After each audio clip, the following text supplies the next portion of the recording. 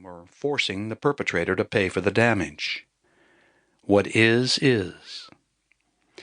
Now you have two ways to respond. First, you can rant and rave and scream and drive your blood pressure off the charts. You can tell everyone you know and attain some feigned sympathy. You can worry about what happened. You can be angry about it. And all your negative responses will do is generate more negativity.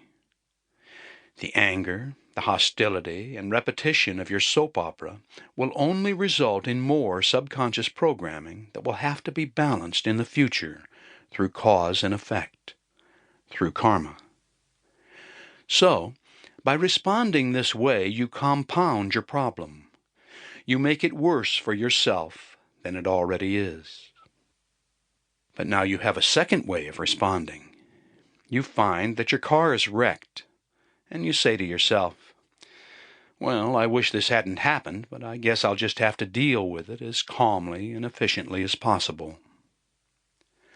In other words, out of intelligence, you accept what is. You understand that nothing will be accomplished by reacting negatively, so you refuse to make matters worse. When you begin to accept what is in your life, you simply accept logical facts. Actually, and now this is very important, you have no choice in accepting what is. It is what is. But you do have a choice in how you respond to what is.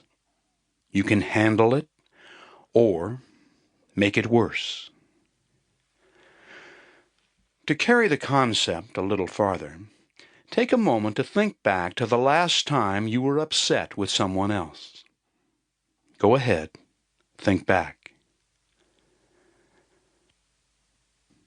All right, now, realize that the reason you got upset is that your expectations were in conflict with what is. It would be impossible for you to be upset about anything if your expectations were not in conflict with what is. Maybe you expected the waitress to be courteous and prompt, and to serve your meal while it was still warm. Now what is she's having a bad day because she broke up with her boyfriend. She feels miserable and doesn't care if your food is hot or not. Now you can get upset. You might even be able to get her fired. But that won't change what is. She wasn't courteous, and your food was cold. That's what is. All you can hope to attain from any anger is minimal gratification at the cost of negative subconscious programming. Westerners have never understood what they perceive to be Eastern Stoicism. But the Stoicism is really only logic in action. The Bushido response would not be anger. You would smile, accept what is, and decide how to effectively handle the situation. You quietly ask for the food to be heated, or in a calm voice, explain that you're unwilling to pay for a cold meal, and you leave. Next time you could choose a different restaurant, or ask for a different waitress. Please understand that Zen liberation doesn't advise that you allow others to take advantage or to step on your basic human rights. Just the opposite. You must always stand up for your rights, or you'll lose self-esteem, which is never acceptable.